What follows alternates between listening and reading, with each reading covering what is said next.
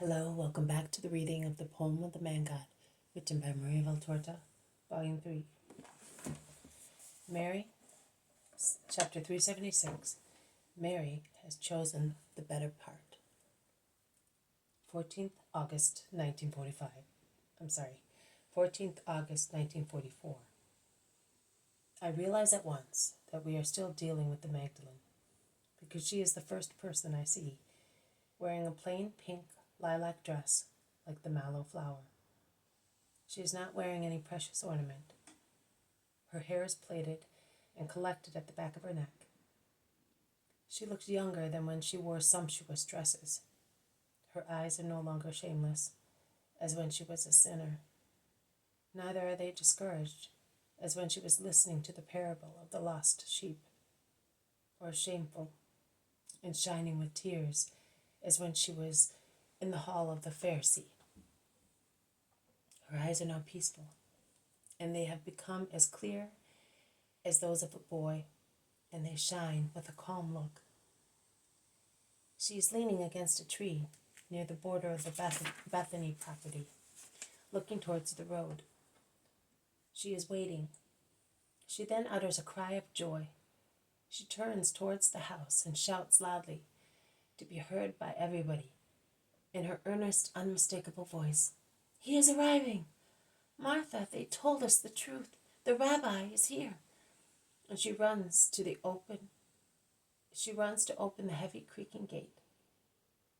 She does not give the servants time to open it, and she runs out onto the road with her arms stretched out, as does a boy towards his mother, and with a cry of loving joy, "Oh, Rabboni!" I am writing Rabboni because I see that it is spelt so in the Gospel, but every time I hear Mary call him, she seems to be saying Rabboni with an M and not with an N. She prostrates herself at Jesus' feet, kissing them in the dust of the road. "Peace to you, Mary. I have come to rest under your roof." "Oh, my master," repeats Mary, looking up with an expression of respect and love, which is so meaningful. It is thanksgiving, joy, an invitation to come in, happiness, because he is entering. Jesus has laid his hand on her head and seems to be absolving her once again. Mary stands up, and walking beside Jesus, she goes into the enclosure of the property. In the meantime, servants and Martha have arrived. The servants with amphoras and cups, Martha with just her love, which is so great. The apostles, who are warm, take the fresh drinks poured by the servants. They would like to give some to Jesus first, but Martha has forestalled them. She has taken a cup full of milk and has offered it to Jesus. She must be aware that he likes it very much. After the disciples have taken some refreshments, Jesus says to them, "Go and inform the believers. I will speak to them this evening." The apostles scatter in various directions as soon as they are out of the garden. Jesus proceeds between Martha and Mary. "Come, Master," says Martha. "While waiting for Lazarus, have a rest and take some refreshment." While they are entering a cool room which opens onto the shaded porch, Mary, who has gone away quickly, comes back. She is carrying a pitcher of water and is followed by a servant with a wash-hand basin. But it is Mary who wants to wash Jesus' feet. She unlaces his dusty sandals and hands them to the servant to be cleaned, together with his mantle, which needs brushing. She then dips his feet in the water, which some spices have made pale pink. She dries them and kisses them. She then changes the water and offers it to Jesus for his hands. And while waiting for the servant with the sandals, crouching on the carpet at Jesus' feet, she caresses them. And before putting his sandals on, she kisses them once again, saying, "O holy feet, which have walked so far looking for me." Martha, who is more practical in her love, considers the human side and asks, "Master, "Is anybody else coming besides your disciples?" And Jesus replies, "I am not sure yet, but you can prepare for 5 more people in addition to the apostles." Martha goes away. Jesus goes out into the cool, shady garden. He is wearing his dark blue tunic only. His mantle, which Mary has carefully folded, is lying on a chest in the room. Mary goes out with Jesus. They walk along well-kept paths, among blooming flower beds as far as the fish pond, which looks like a mirror lying in the greenery. The very cool water is rippled here and there by the silvery wriggling of fish and by the drizzle of a very tall, slender jet in the center of the pond. There are seats around the wide basin, which looks like a little lake with irrigation canals departing from it. Actually, I think that one of the canals feeds the pond, while the other smaller ones discharge the water for irrigation purposes. Jesus sits on a seat placed against the border of the pond. Mary sits at his feet, on the green, well-kept grass. At first they do not speak. Jesus is clearly enjoying the silent, restful, cool garden. Mary delights in looking at him. Jesus plays with the clear water of the pond. He dips his fingers into it. He combs its surface, forming little wakes, and then he immerses his whole hand in the pure, cool water. "How lovely this clear water is," he says. And Mary, "Do you like it so much, Master?" "Yes, Mary, because it is so limpid. Look, there is not the least trace of mud. The basin is full of water, but it is so clear that it does not seem to contain anything, as if the water were not a material, but a spiritual element." On the bottom we can read the words which the little fish whisper to one another, as one can read in the depths of pure souls. Is that right, Master? And Mary sighs with secret regret. Jesus perceives the stifled sigh and reads her regret disguised by a smile, and he at once relieves Mary's grief.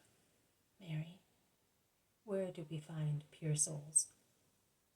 It is easier for a mountain to walk than it is for a human being to be pure with the 3 purities. Too many things stir and ferment around adults, and it is not always possible to prevent them from penetrating inside. Only children have angelical souls, which their innocence preserves from knowledge liable to change into mud. That is why I love them so much. I can see in them a reflection of the infinite purity.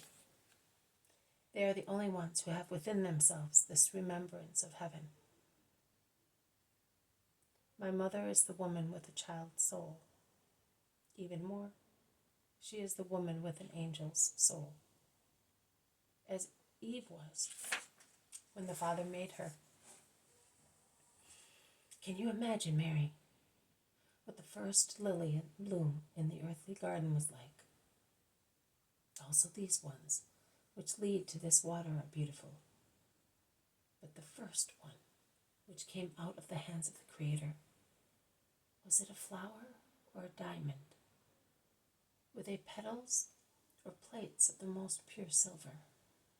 And yet, my mother is purer than that first lily that scented the winds, and her scent of inviolate virgin fills heaven and earth, and good people will follow it in future centuries.